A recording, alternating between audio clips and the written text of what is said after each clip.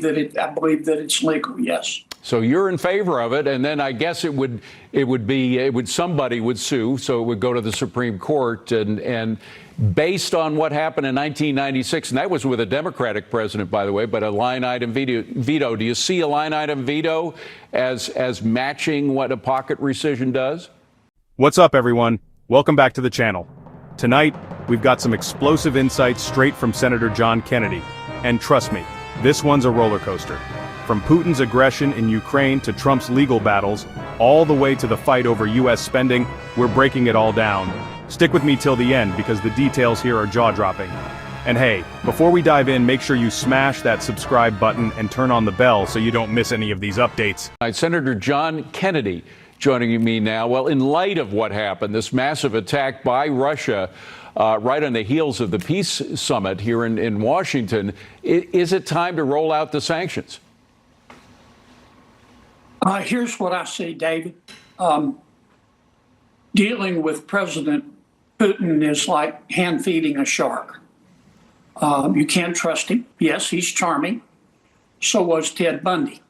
Number two, Putin doesn't really want peace. Putin wants Ukraine. That doesn't mean he won't make a deal if he's under enough pressure.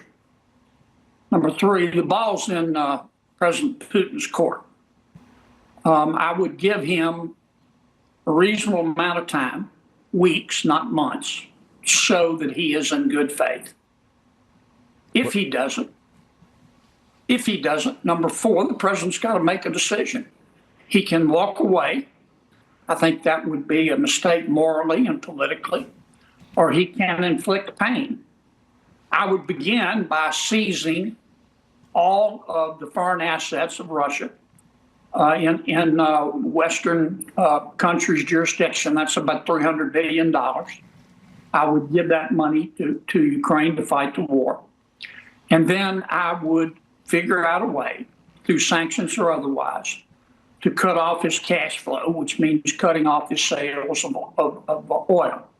The final point I would make, Europe is doing better, but it's not doing enough. Europe has 5 times more people than Russia. Europe is richer than Russia. It has 10 times more money.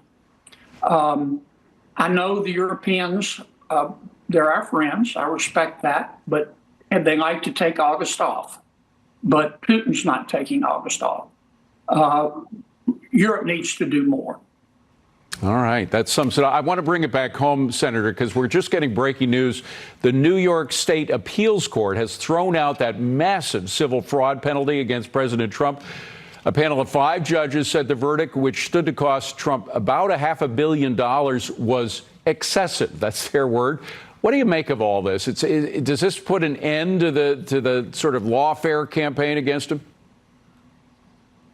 Well, unless you've got your law degree from Costco, I think most attorneys realized that that New York was going to lose this on appeal. That they picked a defendant, President Trump, and then went looking for a law to prosecute him on. I mean, that's what they all said they were going to do, and they did it. But it was a loser from the get-go. Yeah, it seems that it is just one of several wins that the president is going to be making in the coming weeks. Go ahead. I was just going to say, if you want to hide something from the people who prosecuted this case, put it in a law book. Right.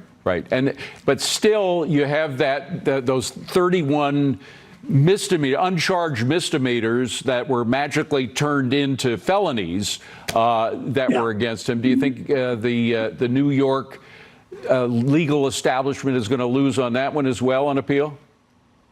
Well, they should be embarrassed. Yes, they will. I mean, it was always preposterous, and everybody knew it was preposterous, and everybody knew it was political. Senator, economically, there's a new phrase inside the Beltway called pocket rescissions. This is an attempt to give the president kind of a line item veto dealing with the budget without it having to go through Congress like the regular rescissions do. Supreme Court weighed in on line item vetoes back in '96 and didn't like it. They thought it was unconstitutional. How do you think the pocket rescissions, will fare with the Supremes? I've been in Washington, D.C. for 10 years. I've been on the Appropriations Committee for 10 years. I believe that there is no way on God's green earth that Congress is ever going to reduce spending on its own. I'm in charge of one of the budget proposals, energy and water. I have proposed a budget that actually reduces spending a very minuscule 1.3%, and my Democratic friend's hair is already on fire. I support the president's plan to do rescission packages. I'm convinced it's the only way we're going to reduce spending, and we have to reduce spending. But does that include pocket rescissions?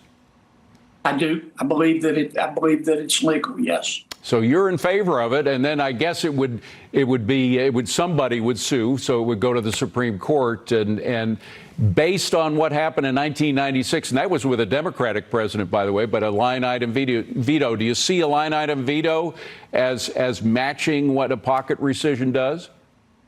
No, I think it's a totally separate issue. I think the administration's on pretty solid ground. Could they lose, of course, but on the pocket rescission. Look, most members of the Senate, including Republicans, they see cutting spending like going to heaven. They want to go to heaven. They're just not ready to make the trip. That's what I see in terms of reduced spending. Senator John Kennedy, always a pleasure, Senator. Thank you so much for being here. Appreciate it. Senator Kennedy didn't mince words. He compared dealing with Vladimir Putin to hand-feeding a shark. Sounds dangerous, right? According to him, Putin doesn't want peace. What he really wants is Ukraine. Kennedy's take is clear. Give Putin only weeks, not months, to prove he's serious about peace. And if he doesn't, the U.S. has a choice. Walk away, which Kennedy calls a mistake, or hit Russia with serious consequences. Now here's where it gets intense. Kennedy says the U.S. should seize $300 billion in Russian foreign assets held in the West and give it straight to Ukraine to fight the war. Not only that, he wants to cut off Putin's cash flow completely by targeting Russian oil sales. Harsh? Yes. Effective? That's the goal. And he doesn't stop there. Kennedy criticizes Europe for dragging its feet, pointing out that Europe has more people, more wealth, and way more resources than Russia, but still isn't doing enough. Switching gears, big news at home. The New York Appeals Court just threw out that massive civil fraud penalty against Donald Trump, calling it excessive. Kennedy says the whole case was political from the start, legally flimsy, and doomed to fail. He even predicts Trump will win more appeals, especially on charges where misdemeanors were magically turned into felonies. According to him, it's all lawfare, and the legal establishment should be embarrassed. Finally, let's talk money. Washington loves to spend, but Kennedy says there's no way Congress will ever cut spending on its own. His solution? Support the president's pocket rescissions plan, basically a tool to cut spending without waiting for Congress. He believes it's legal, effective, and maybe the only way to slow down government overspending. Kennedy even jokes that lawmakers treat spending cuts like going to heaven. They want to go, they're just not ready to make the trip. So there you have it. Senator John Kennedy's unfiltered take on Putin, Ukraine, Trump's legal fights, and America's spending problem. Do you agree with him? Should we hit Russia harder? Was Trump unfairly targeted? And can pocket rescissions actually rein in Washington's spending spree? Drop your thoughts in the comments below. I want to hear what you think. And before you go, don't forget, hit that subscribe button right now, tap the bell for notifications, and give this video a thumbs up if you found it helpful. Thanks for watching, and I'll see you in the next one.